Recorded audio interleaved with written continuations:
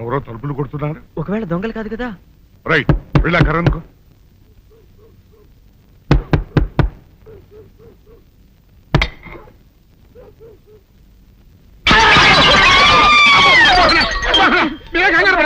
ఇడు మా అబ్బాయి బుల్ రాజు చనిపోయింది రాజుని.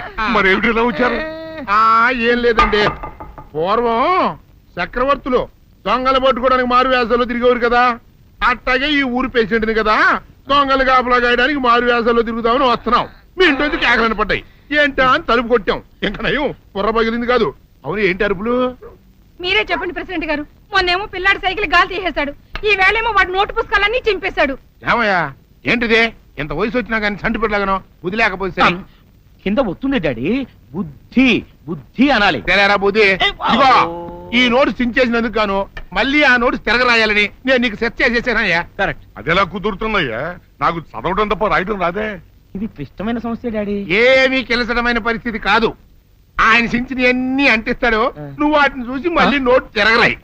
నోటు రాయడం నేర్చుకున్నట్టు ఉంటది, ప్రజా సేవ చేసినట్టు ఉంటది. ఇదేం బాగోలేదు డాడీ. తప్పు ఒకరు చేస్తే శిక్ష ఒకరికా. అందుకే నేను అనేది ఇంకొక నాన్నకు పుట్టినా బాగుండేదనే. రే తప్పు కొత్త సంబంధ వార్త వస్తుంది. బాబు గారు ఏంటి చెల్లెలి పెళ్లి శుభలేక? అవునండి, ఆగమేఘాల మీద అచ్చొత్తిచ్చానండి లగ్న పత్రికలు. తమరు దగ్గరుండి జరిపించాలి పెళ్లి. శుభం, తప్పకుండా జరిపిస్తా. ఇక అన్నట్టు పెళ్లి పనులకి ఎవరైనా మనుషులు తక్కువైతే చెప్పు, నా కొడుకు బుల్లిరాజు గారిని పంపిస్తా. చింతకాయం కాదు, మా ఇంటి నిండా బోల్డ్ మంది పనోళ్ళు పాలేర్లు. అసలే మాది ఇప్పుడు తొరల వంశం. వస్తానండి, అవతల బోల్డ్ మందికి వంచాలి లగ్న పత్రికలు. సెంతకాయలు అమ్ముకునేదానికి సిరిమాలత్యం పడితే సెంతకాయని చూసి సి వంకర టెంకరగా ఉంది, ఇదేం కాయా అని అడిగిందంట. అట్టుంది దీని కథ. డాడీ ఏంట్రా ఇది విషయం? ఇది కిరసనాయలు, ఇది తాడు. అర్జెంట్ గా చచ్చిపోవాలంటే ఈ మూడిట్లో ఏది బెటర్ చెప్పు డాడీ. ఈ ఇసం తాగి ఈ కిరసనాయలు మీద వేసుకుని ఈ తాడు ఊరేసుకుని అగ్గిపూల లపక్కన వెలిగించుకున్నారనుకో, టపక్కన ఎగిరిపోతారా. అవును, ఎంతకీ ఈ ఏర్పాట్లన్నీ ఎవరి సాగు కోసమో? నేనే ఆత్మహత్య చేసుకున్నాను అనుకుంటున్నాను. నా బావి పేసినంట, నువ్వు బతికొండంగానే నీ ముఖం పగలు చూస్తే రేత్రి కల్లోకి వస్తుంది.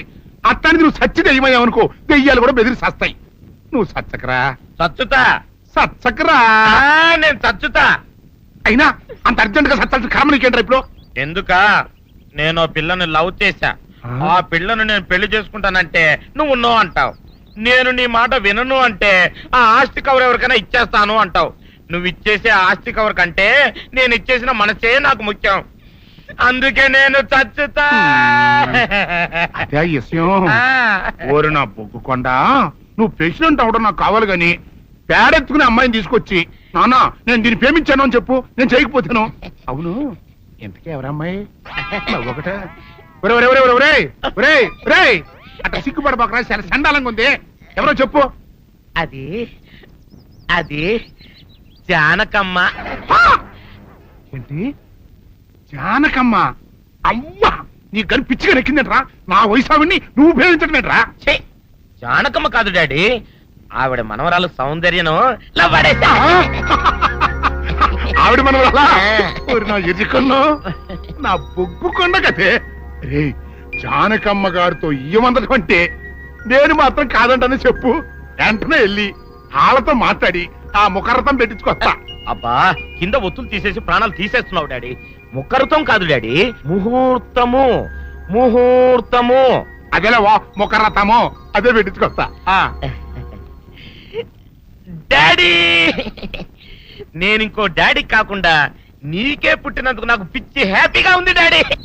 ఆనందమానందమాయనే ఈ అందగాడు పెళ్లి కొడుకాయనే. అమ్మ సౌందర్య, ఎంత అల్లరి జరిగాక నీకు పెళ్లిలా అవుతుందని భయపడ్డా. కానీ నువ్వు చాలా అదృష్టవంతురాలమ్మా. అందుకే ఆ సీనుగాడి బండారం బయటపడింది. బంగారం లాంటి మరో సంబంధం వచ్చింది.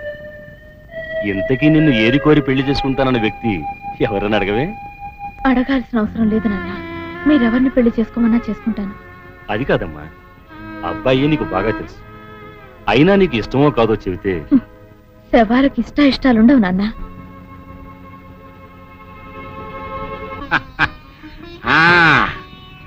తాతబ్బాయి గారు, ఈ శుభ సమయంలో మీకు విషయం చెప్పాలండి. మా బుల్లిరాజు గారు పుట్టినప్పుడు నా గురించి డాడీ ఆ. చెప్పు మా బుల్లిరాజు గారు పుట్టినప్పుడు మా ఆవిడికి పురుడు పోసిన మంత్రసాని ఈయన్ని చూసి పుట్టింది పంది పిల్లేమో అనుకుని "ఆ!" అని అరిచి ముడిచిపోయిందండి. డాడీ ఇప్పుడు అవన్నీ ఎందుకు? ఊరుకోవా, మన జీవితాల్లో గొప్ప ఈ చిత్రాలు జరిగినప్పుడు 10 మందికి చెప్పుకోవాలా. ఆ, ఇప్పుడు మంత్రసాని మూర్చిపోయింది కదండి.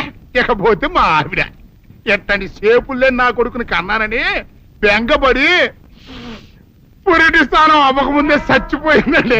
డాడీ నేను నీ కడుపున పుట్టపట్ట కదా నాకు ఈ ఫేస్ వచ్చింది. నేను ఇంకొక నాన్నకు పుట్టిన అందంగా నన్ను పుట్టి ఉండేవాడిని. ఇక చూడు, కాకి పిల్ల కాకి ముద్దురా, నీ మొహం ఎప్పుడు నాకు ముద్దొత్తనే ఉంటుందిరా కన్నా. ఇకపోతే మా ఆవిడ చచ్చిపోయింది కదండి. ఈయన్ని ఎత్తుకోవడానికి వచ్చిన పని పిల్లలండి ఈయన చూసి దడుచుకుని పరుగో పారిపోయేవారండి. అసలు ఈడికి ఈ జన్మలో పెళ్ళవుద్దా అని నేను ఈ ఆడవని రోజు లేదనుకోండి.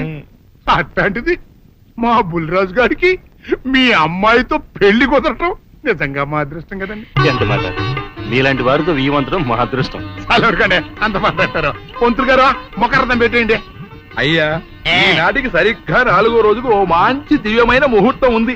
అయితే అదే కాయ చేసేయండి.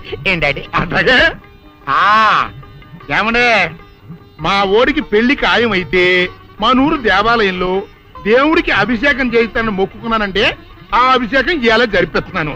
మీరందరూ పెళ్లి కూతురు తీసుకుని తప్పకుండా రావాలి. అమ్మో జానకమ్మ, నువ్వు కూడా తప్పకుండా రావాలి. ఎంత మాట, తప్పకుండా వస్తాను. అట్లాగేనమ్మా, వస్తామండి. వస్తానండి. మంచిదండి. ఆ. కానీ వీరికన్నా 8 ఏళ్ల ముందే శివకర్ బాపూజీ తల్పాడే అనే ఆయన ముంబై సముద్ర తీరాన ప్రపంచంలో మొదటి విమానాన్ని నడిపినట్లుగా రికార్డులు కూడా ఉన్నాయి. ఈ ప్రయోగంపై దామోదర్ వినాయక సావర్కర్ ప్రత్యేకంగా ఒక పుస్తకం కూడా రాశారు. అంతేకాకుండా 1885లో శివకర్ బాపూజీ తల్పాడే ఆ ఘనతను సాధించారు అనేందుకు ఆధారాలు కూడా బయటపడ్డాయి. ముంబైలోని జేజే స్కూల్ ఆఫ్ ఆర్ట్స్ లో ఆయన అధ్యాపకుడిగా ఉన్నప్పుడు మరుత్సక అనే